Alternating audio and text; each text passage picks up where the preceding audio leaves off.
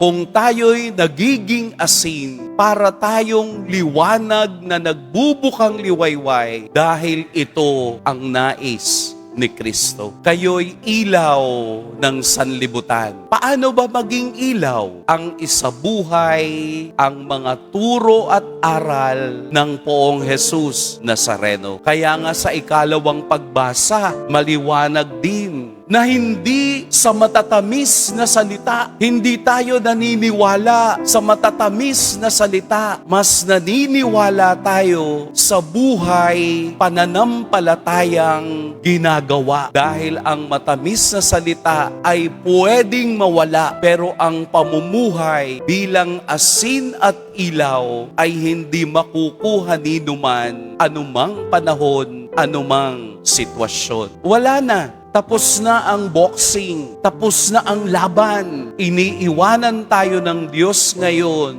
You are the salt, you are the light. Kung gusto mong magkaroon ng kwenta ang buhay mo, change the process. Maging asin, maging ilaw ng sanlibutan. Amen. Pagpalain tayo ng Poong May Kapal.